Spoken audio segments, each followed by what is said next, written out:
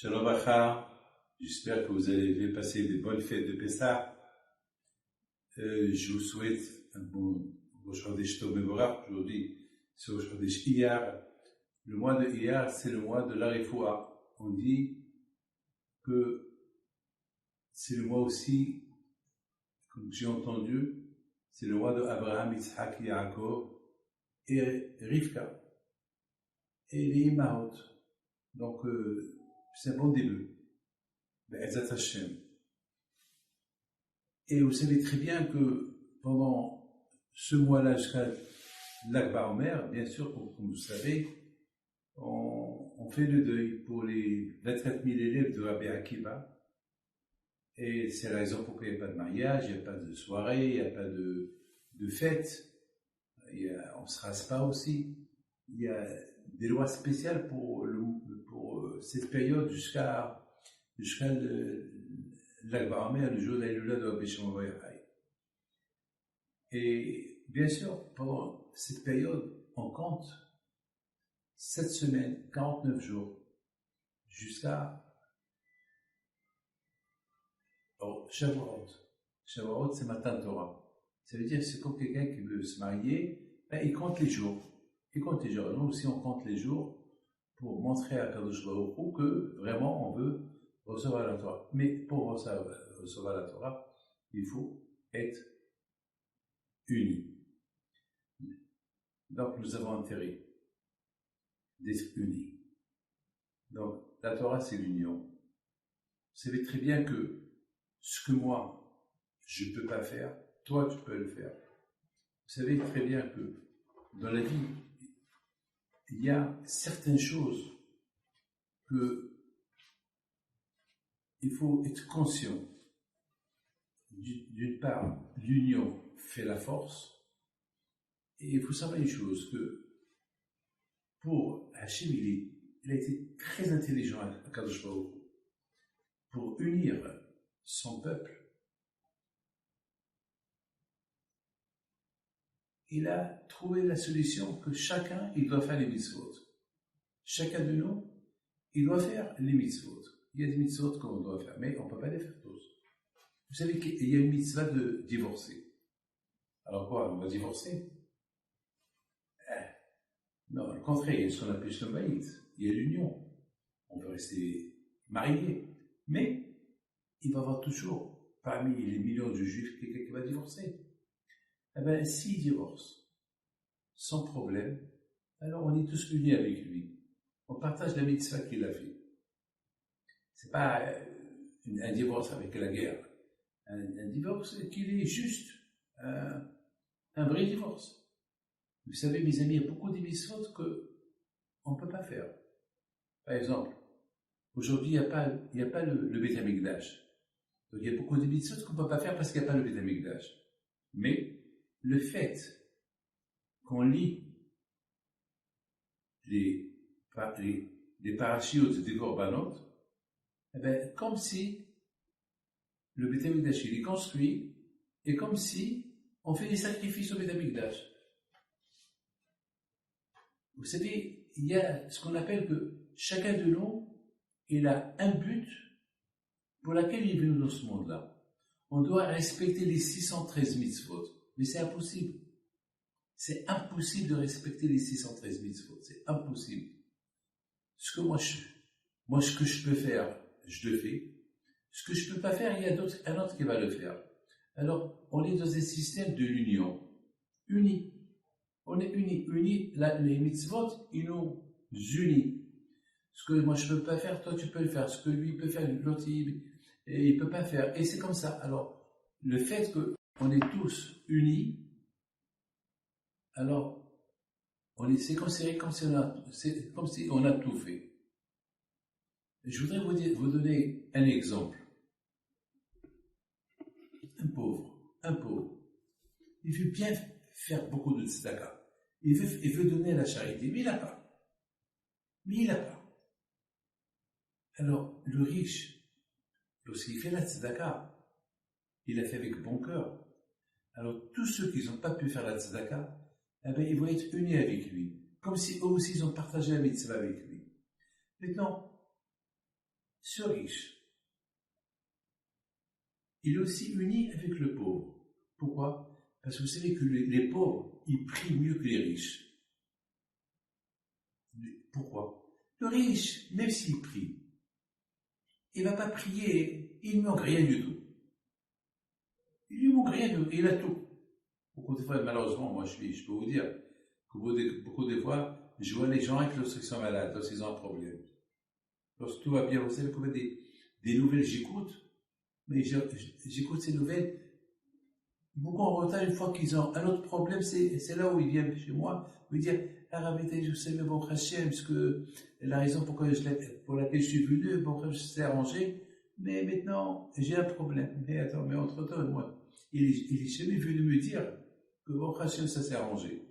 Puis j'ai dit, c'est la raison pourquoi Hachem, il est très proche des pauvres, plus proche des pauvres que des riches.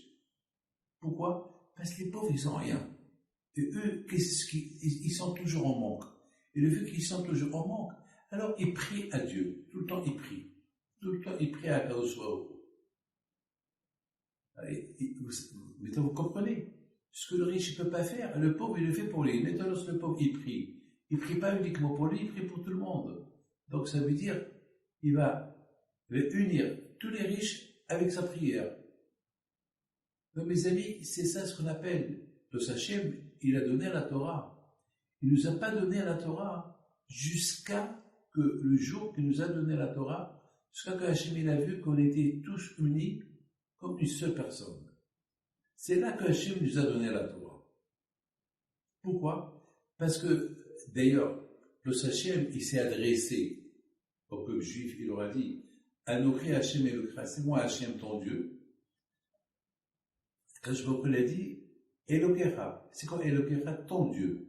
Il n'a pas dit, je suis Hachem, votre Dieu, en pluriel. Il leur a dit en singulier, je suis Dieu, Anochi, je suis Dieu, je suis Anochi Hachem, je suis Hachem, Elokecha, ton Dieu.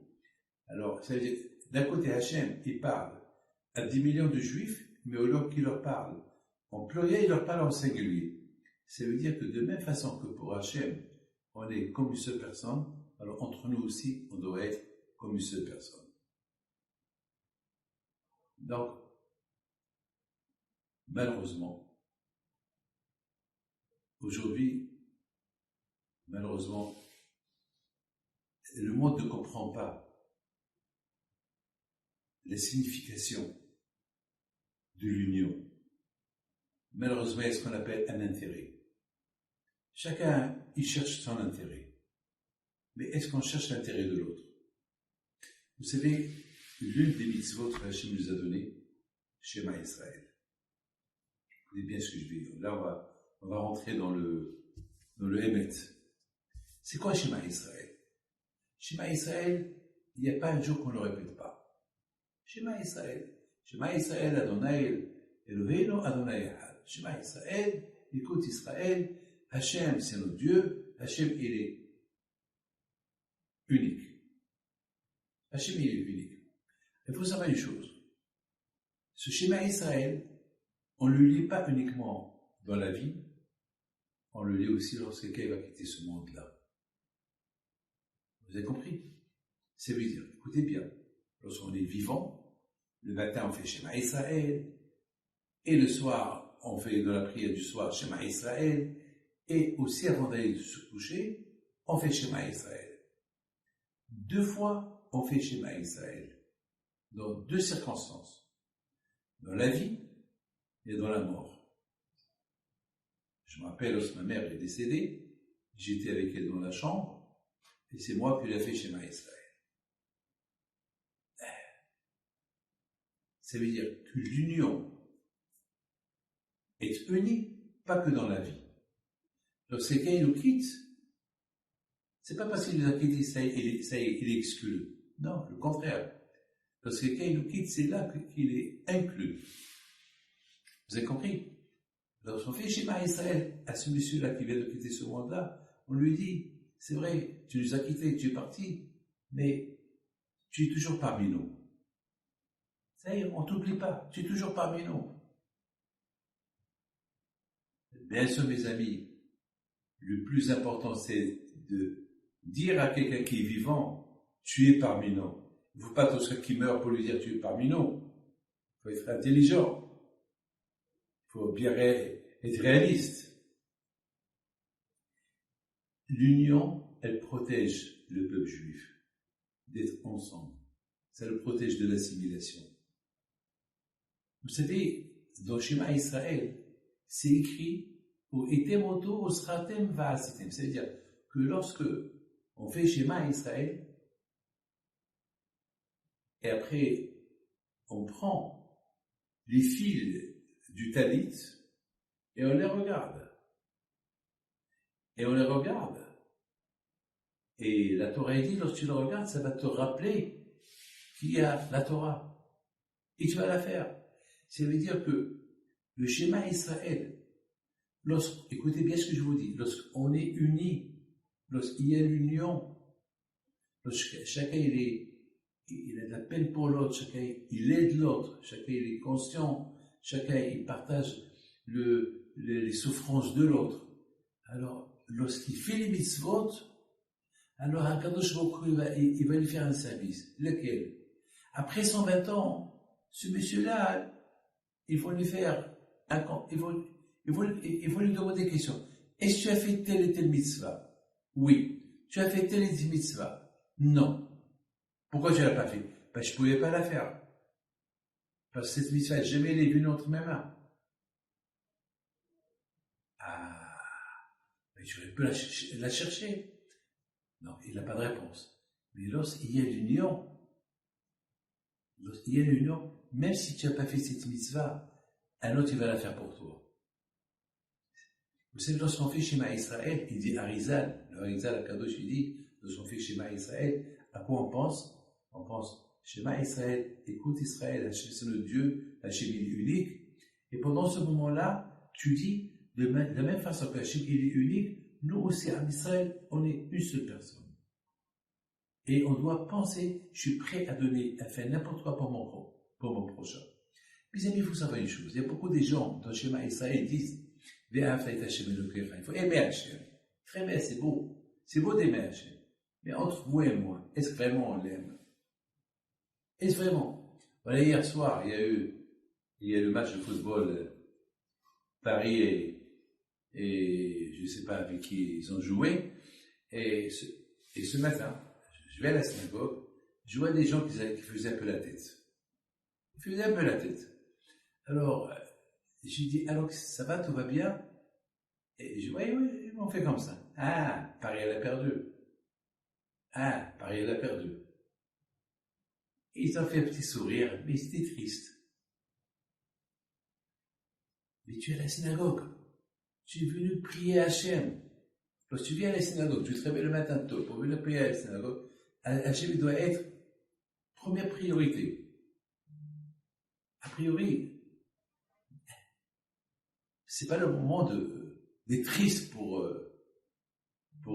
un match que l'équipe que tu aimes, elle a perdu. Il faut savoir une chose, que le Tzara est très fort. C'est pendant la prière, pendant que toi, tu es devant un Kadosh Baruch Hu, c'est là que le Tzara, il te fait réfléchir tout.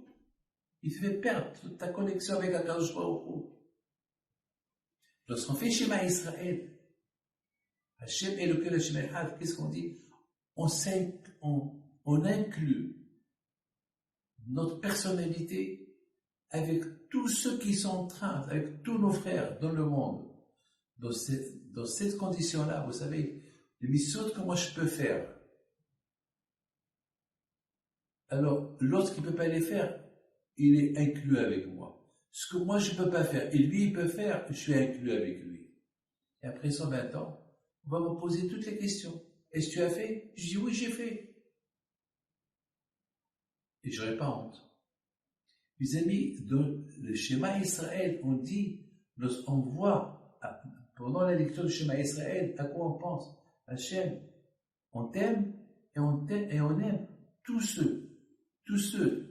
les Ham Israël qui sont dans le monde, je les aime, je suis prêt à les aider. Bien sûr, quand je dis qu'il faut aider, ton prochain comme toi, pas que les juifs, tout le monde. Tout le monde. Et c'est la raison pourquoi.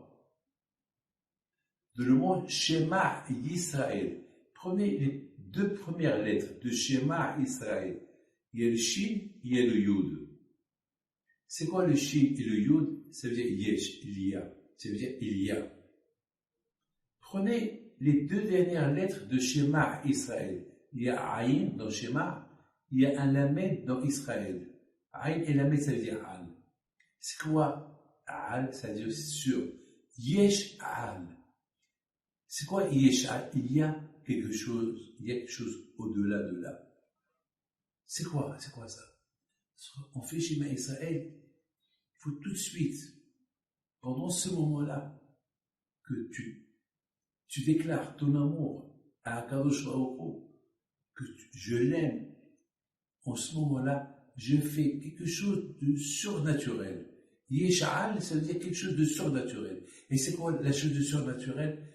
Que je suis inclus avec tout le monde. Je m'inclus avec tout le monde. J'aime tout le monde. Je suis prêt à faire n'importe quoi pour tout le monde. L'union. Et surtout à notre époque, on a intérêt d'être unis.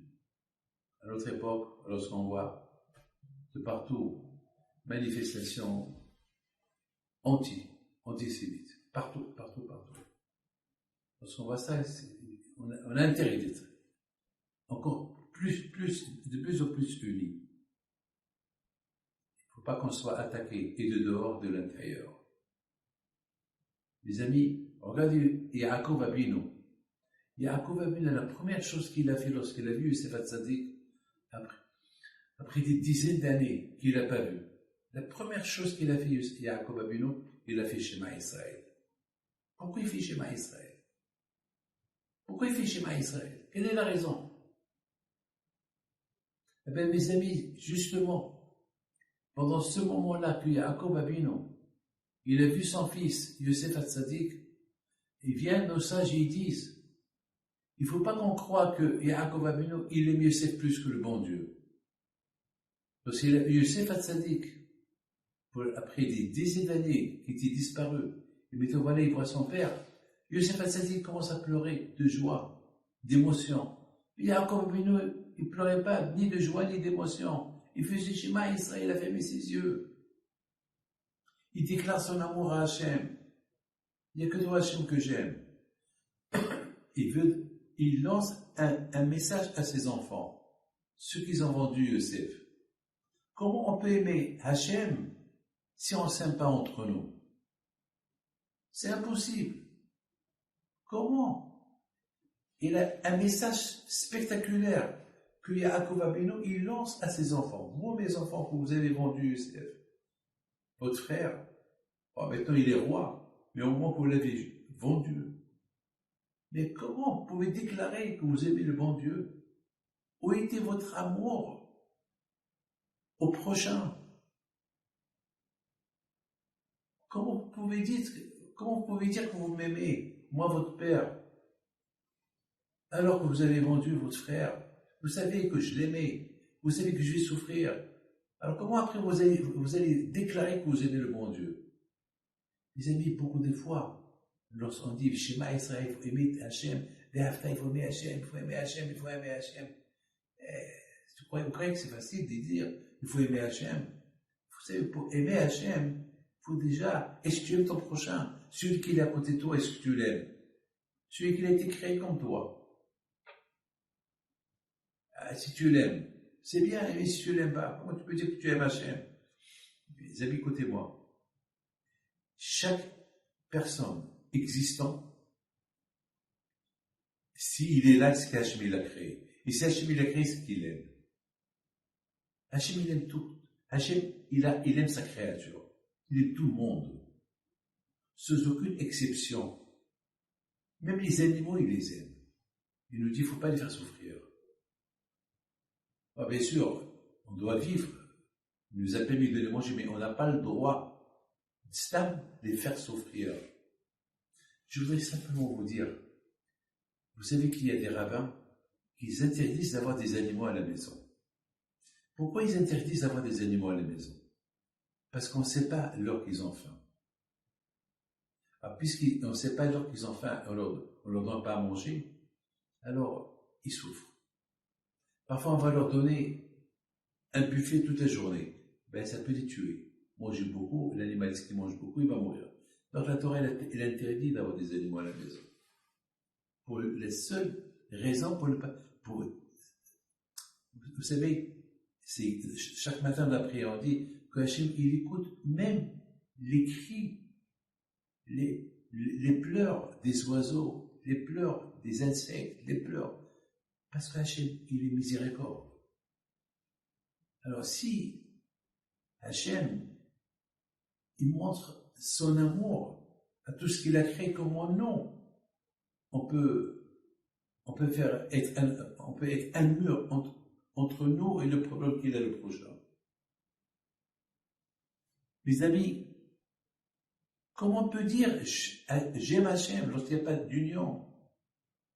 Alors, mes amis, beaucoup des fois on a de la peine lorsqu'il quitte ce monde.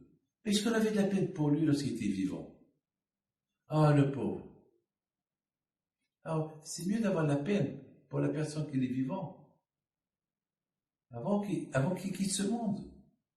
Et c'est normal, quelqu'un qui quitte ce monde, ça, c'est big deal que j'ai de la peine pour lui. Mais lorsqu'il est vivant, mes amis, je vais vous raconter une belle histoire sur Rothschild. Une fois, il y avait le Rothschild, le riche. Un jour, il y avait les impôts qui sont venus. À l'époque, il n'y avait pas des banques. À l'époque, les gens, ils avaient la banque chez eux à la maison. Et Rothschild, chez lui à la maison, il avait un coffre. C'est une histoire il y a 200 ans. Donc, les impôts, ils sont arrivés chez lui. Bon, ils ont voulu voir ses papiers et tout ce qu'il a, toute sa richesse. Et à un moment donné, ils voyaient une chambre qui était fermée. Une fois qu'ils ont fouillé toute la maison, après quelques jours, et voilà, ils voient cette chambre-là, tout le temps, elle est fermée. Ils demandent à Rothschild, pourquoi vous ne l'ouvrez pas? Pourquoi elle est fermée? Ça, j'ai là-bas, dans cette chambre, c'est ma chambre privée, ma chambre personnelle. Ils ont dit, mais nous, on est obligés de voir, peut-être là-bas, il y a de l'argent. Non, je vous donne pas au d'honneur. Là-bas, il n'y a pas d'argent. Il n'y a rien du tout. Ils ont dit, écoutez, c'est pas possible. On ne peut pas te croire qu'il n'y a rien du tout. On veut voir. Et lui, il leur a dit, taxez-moi. Ce que vous voulez, taxez-moi, mais laissez-moi de cette chambre. C'est ma vie privée, elle est dans cette chambre-là. Ils n'ont pas accepté. Sans raisonnement. Ils ont forcé Rothschild à ouvrir la chambre. Il a ouvert la chambre. Qu'est-ce qu'il y avait dans cette chambre? Un cercueil. Ils étaient choqués. Un cercueil. Un cercueil? Tu as ici un cimetière? Non, c'est un cercueil. Ah, peut-être il y a des diamants. Il n'a pas répondu. Ils ont ouvert le cercueil. Il y avait là-bas la photo de Rothschild. Ils ont dit, Rothschild, pourquoi tu fais ça? C'est quoi ça? Explique-nous. Il a dit, écoutez, je suis riche. C'est pas tout le monde qui a ma richesse. Chaque matin, je rentre dans cette chambre. Et j'ouvre le cercueil. Et je vois ma photo. Et je me dis, voilà Rothschild, le baron de Rothschild, voilà où tu vas finir tard. Ta vie un jour. Alors, ne sois pas cruel avec les pauvres. Ne sois pas cruel avec ceux qui n'ont pas d'argent. Que la richesse ne t'emporte pas.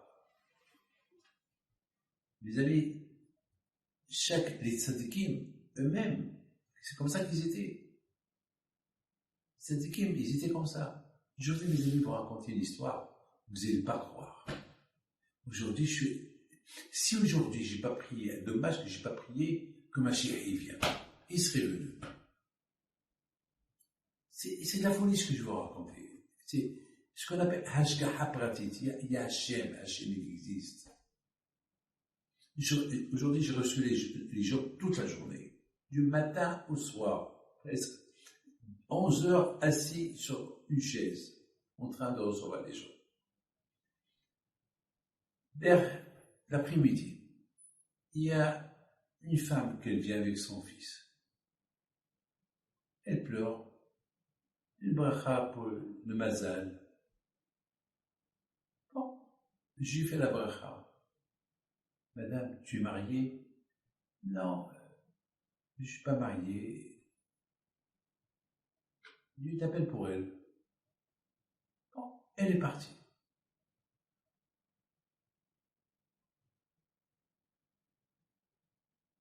Elle s'en va. Et 2 heures plus tard, je reçois quelqu'un. Un homme. Il fait une bracha. Il fait une bracha pour que la personne avec qui il était, elle fait la paix avec lui, elle retourne vers lui. Je lui dis, de quoi vous parlez? Il me dit, j'ai fait une bêtise. Et j'ai un enfant. Bon. Et j'ai pas voulu me marier. Elle m'a quitté. Et maintenant, je voudrais bien qu'elle revienne vers moi, mais j'ai fait trop de bêtises. Elle ne va pas revenir avec moi. Et je lui dis, et elle est où? Elle dit, elle était là chez vous il y a 2 heures. Ah bon? Elle est où maintenant? Il me dit, je ne sais pas. Je me suis vite renseigné. Qu'on l'appelle. Et bon, Hachem, elle s'est trompée à Ra'anana. Elle est retournée, je pense qu'elle oublie quelque chose au bureau. Elle est retournée 2 heures plus tard.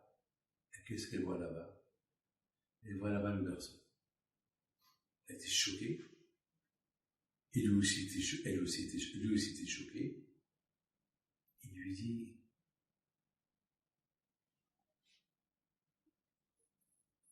Rabbi David, il veut te voir. Ils sont montés les deux. Bon, avec l'aide de Dieu. Je dis, ils me ressemblent. Maintenant, je ne sais pas comment ça. Regardez. Mais la joie que j'ai eue, la simha que j'ai eue. Vous savez, c'est quoi la simha, c'est quoi la joie? Lorsque ton prochain, il est heureux. Toi aussi, tu es heureux avec lui.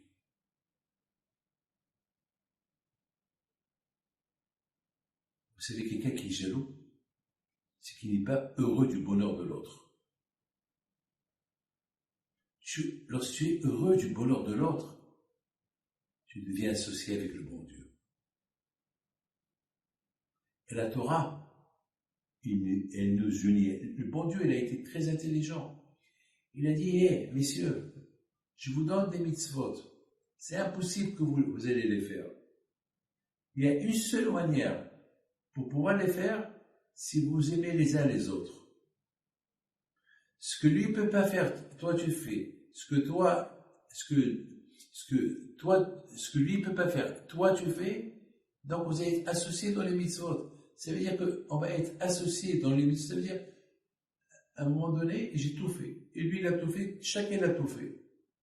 Et lorsque chacun, il a tout fait, toutes les mitzvot, après 120 ans, il n'y aura pas de problème. Parce que chacun de nous, il a l'obligation de faire les 613 mitzvot. Obligé. Ça veut dire qu'Hachem nous a obligés d'aimer l'un à l'autre pour pouvoir accomplir toutes les mitzvot. L'intelligence du bon Dieu. Il a été trop, parce que il n'y a que ça. Et après, je crois qu'on nous a donné le Shabbat. Le Shabbat, c'est quoi le Shabbat? Shabbat Shalom. Chacun dit Shalom à l'autre. Et pendant cette période-là de Pessah jusqu'à Shavuot, on compte les jours de Matan Torah, on compte. Ah, maintenant, je voudrais vous dire quelque chose que vous ne savez pas. Ben, écoutez, si maintenant vous avez oublié un jour, vous l'avez pas calculé, vous n'avez pas fait la Sfirat HaOmer. Ben, écoutez bien, vous avez calculé 48 jours. Chaque jour, vous calculez le jour du Homer, parce qu'on est obligé de compter 7 semaines. 7 semaines, 50 jours, 7 semaines, complet. Très bien. Voilà, j'ai oublié le 48e jour, je l'ai oublié. Vous savez quoi? Vous avez perdu tout le bénéfice du comptage des 47 jours, des 7 semaines. Pourquoi? 7 semaines, je compte jour pour jour, jour pour jour, et je compte, et je compte, et je compte, et à la fin, qu'est-ce qu'on me dit? On me dit à la fin, comme si tu n'as rien compté. C'est pas possible. Mes amis, si vous achetez par exemple, vous me prêtez $1 million, et je vous rends $1 million, mais il manque 50 centimes.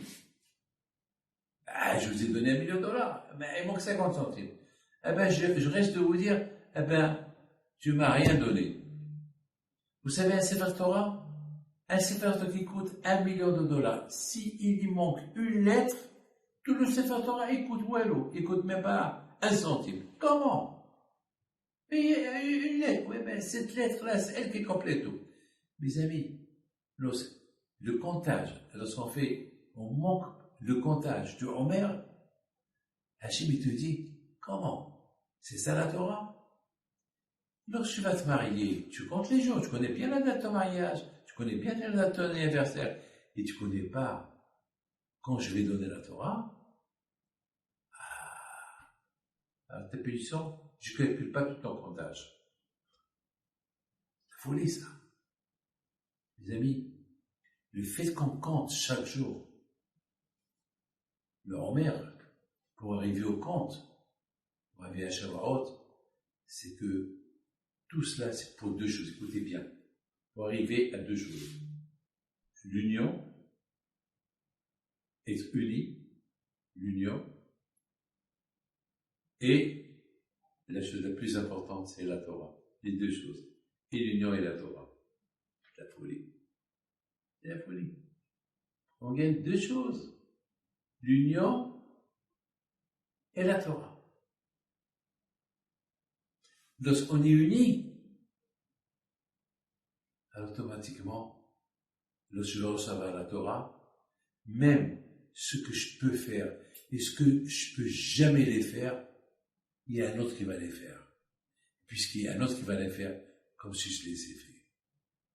Parce que Hachim, il sait que je veux le faire. Mais pour qu'on arrive à ça, il faut qu'il y ait l'union.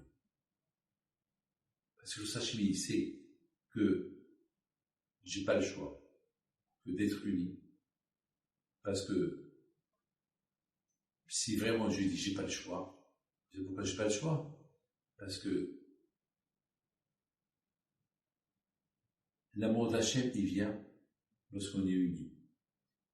L'amour de la Torah, il vient lorsqu'on est uni. Donc j'ai pas le choix.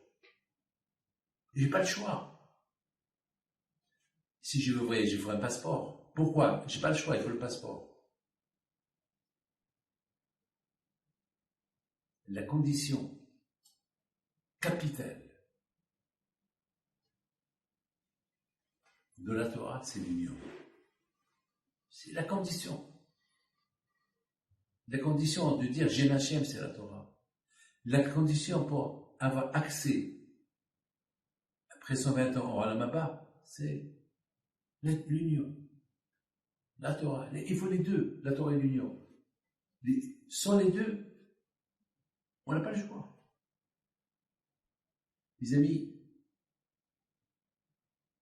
je voudrais dédier ce cours de Torah à une femme au Maroc, ce qu'elle s'appelle Régine Rachel Batsimi Kakan. Je me rappelle il y a 50 ans. Il y a 50 ans, comment elle me recevait à la maison chez elle à Casablanca. Et malheureusement, elle nous a quittés. après beaucoup de souffrance. Quelle émouna elle avait? Quelle émouna elle avait, cette femme? Elle nous a quittés. Comme des fois, j'allais chez eux à la maison, comment ils nous recevaient. Et il faut être réaliste, il faut Hakaratato, il faut la reconnaissance. La reconnaissance. Mes amis,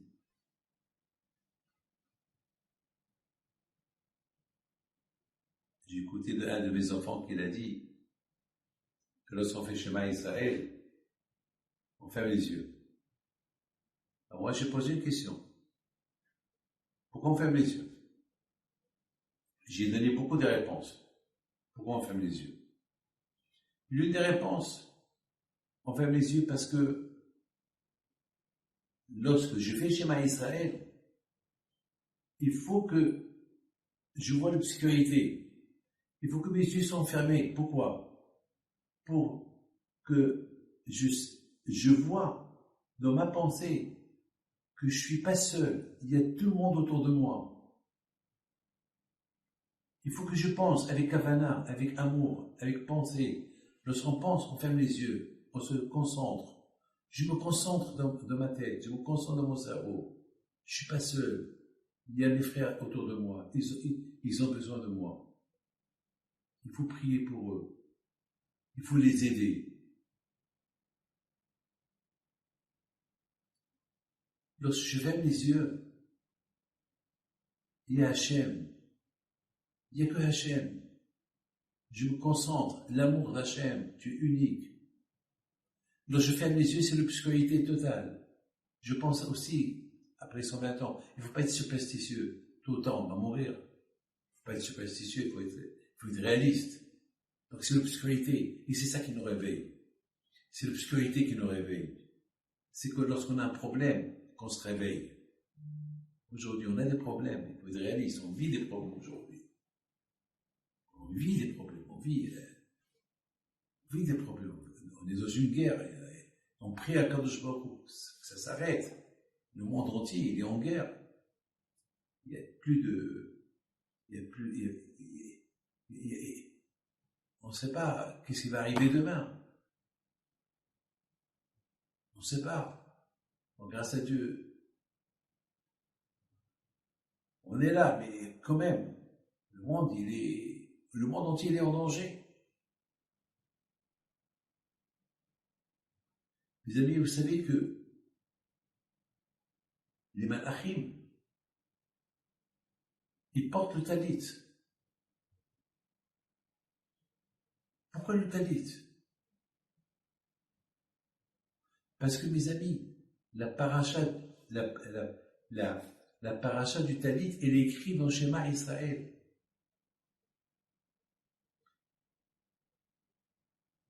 Et le talit, il représente toutes les mitzvot de la Torah. Lorsqu'on porte le talit, ce talit qu'on porte sur nous, il nous rappelle, il nous rappelle toutes les mitzvot que le bon Dieu nous a données. On les réunit. Regardez-moi tous, on réunit le talit et on les embrasse. On les embrasse. C'est comme on réunit les juifs des quatre coins du monde. Et il faut avoir cette pensée. Aider le prochain.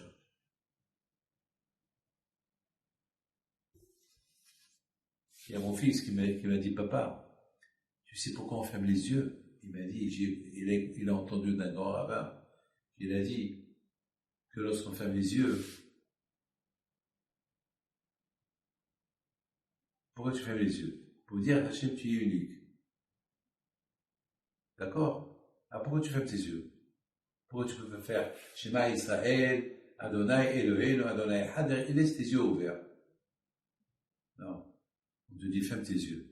Pourquoi ferme tes yeux? Parce que même lorsque tes yeux sont fermés, il faut continuer à avoir l'aïmouna en Dieu. L'aïmouna en Dieu, c'est pas lorsque tes yeux sont ouverts, lorsque tu as tout, lorsque tu vois tout, même lorsque tu vois rien du tout, même tout, il y a rien. Il faut avoir l'aïmouna en Kadosh Baruch Hu. L'aïmouna en Kadosh Baruch Hu, c'est tout le temps.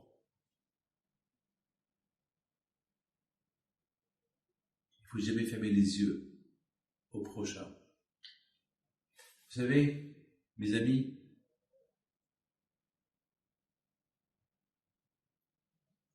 écoutez bien ce que je vais vous dire. Ça fait un peu peur, mais je vous le dis quand même. Vous savez, on a un clin d'œil. La personne, il est dans ce monde-là. On a un clin d'œil, il est déjà dans l'autre monde. On a un clin d'œil. Le temps que tu fermes tes yeux, tu les ouvres. C'est un pam, en une seconde. En une seconde. Or, Hachem, nous on a la possibilité d'ouvrir les yeux, de les fermer, de les ouvrir, de les fermer. Et chaque seconde, mes amis, qu'on ferme les yeux, chaque seconde qu'on ferme les yeux, combien on doit dire merci à Kadosh Baruch Hu, qu'on a pu les ouvrir encore. Rien que ça n'a aucun prix. Il y a quelqu'un qui est venu me voir aujourd'hui. Sa femme, soudainement, ce matin, elle se réveille, elle ne voit pas d'un œil. D'urgence, ils sont partis chez un grand médecin, ils ont fait les ratodada avec tout ce qu'ils ont pu faire. À la fin, ce soir, ils lui ont annoncé qu'il n'y a rien à faire. Une maladie dans l'œil, il n'y a rien à faire. Chimiquement, il n'y a rien à faire. Vous savez ce qu'il me dit? Il me dit, mais David, il n'y a pas une ségoula, il n'y a pas quelque chose que je peux faire, je suis prêt à faire n'importe quoi, à te construire une synagogue, à te faire. Je dis, mon fils, ça c'est Hachem. Vous savez à quoi j'ai pensé tout à l'heure? J'ai dit, combien on doit dire merci à Kadosh Baruch Hu. Il ne faut jamais fermer les yeux sur quelqu'un qui a besoin, que tu l'aides. Ne fais pas semblant que tu ne le vois pas. Mes amis, on vit une époque dure. Et on n'est pas loin de Mashiach. On n'est pas loin.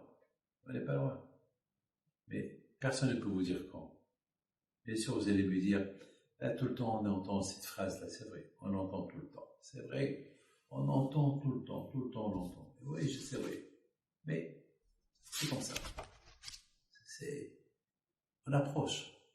Tout on approche. Quand Hachem, il vous protège, quand Akadosh Baruch Hu, il vous donne la santé, quand Akadosh Baruch Hu, il vous donne la bracha, il faut tout faire Be'ezat Hachem pour calculer les jours et les jours pour Matan Torah, pour recevoir la Torah si Dieu veut.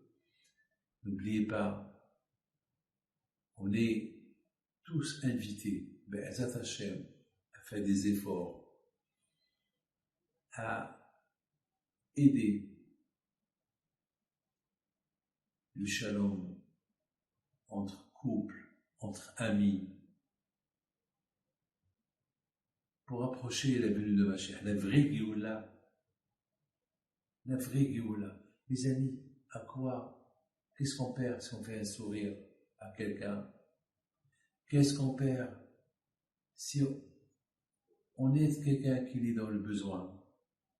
Qu'est-ce qu'on perd de faciliter le shalom?